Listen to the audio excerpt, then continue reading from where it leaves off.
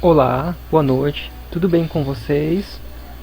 Agora eu vou apresentar para vocês esses slides que estão relacionados à história do Harlem. Eu coloquei o subtítulo A Vida Vibrante do Harlem na década de 70. Esse tipo de abordagem ele é interessante porque a gente trabalha com a questão das identidades de um povo, que no caso é uma identidade negra, no sentido de valorização dessa identidade.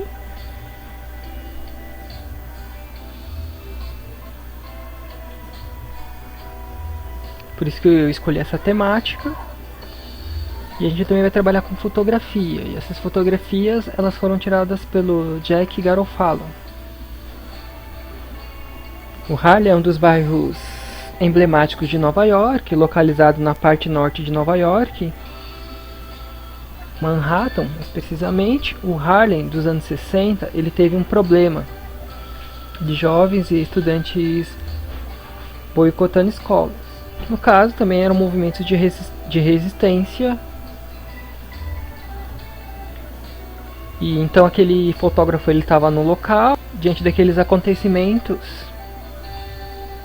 O francês Jacques Garofalo, ele foi enviado pela revista Paris Match e ele cobriu esses eventos. Então essas fotos que a gente vai apresentar estão relacionadas àquele momento, e a gente pode também, a partir dessas imagens, compreender outras características também.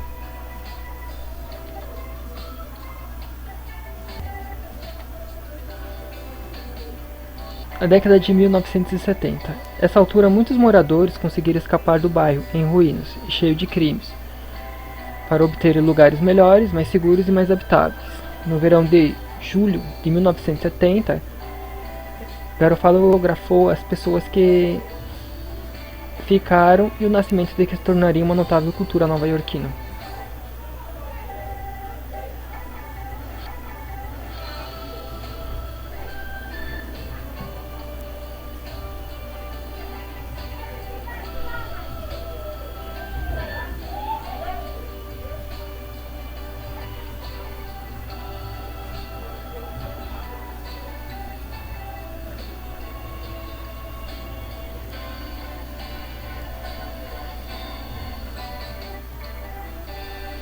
E disso a gente pode falar que existe um outro tipo de resistência, uma resistência cultural,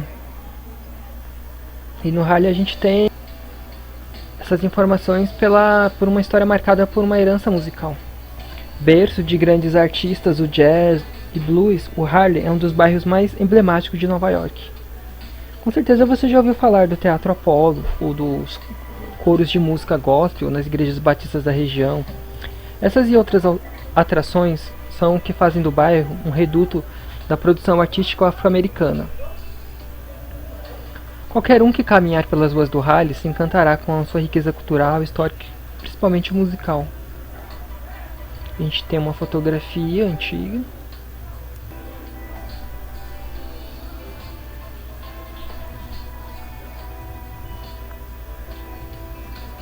E atualmente, assim, uma das mais recentes fotos do local.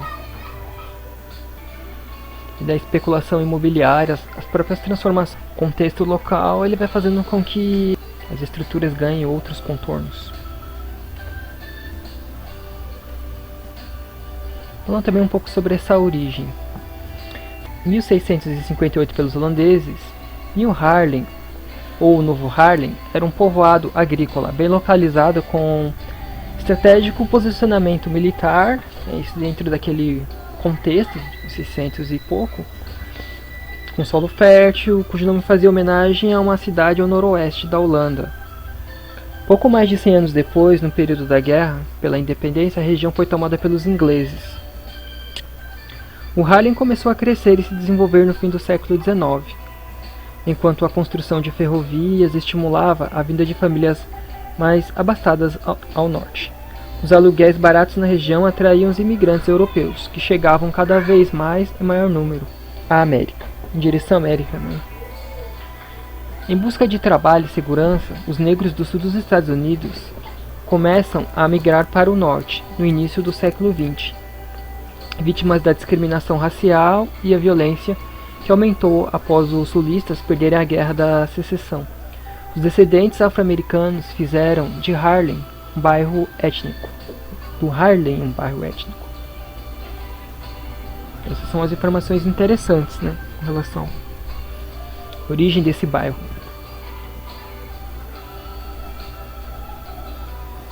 Harlem Renaissance. Na década de 20 surge o movimento Harlem Renaissance, que pedia pelo renascimento do bairro como um centro da cultura negra norte-americana, entre vários nomes e diversas manifestações artísticas. Duke Ellington, Louis Armstrong, Billie Holiday, Ellen Fitzgerald eram alguns dos ativistas no movimento musical. Neste período, os bares de jazz começaram a surgir na região. Berço para grandes estrelas do gênero, destacavam-se Cotton Club, Smile Paradise, Teatro Apollo. A efervescência cultural durou até a década de 30, quando o país entrou em um período de recessão provocado pela quebra da Bolsa de Nova York.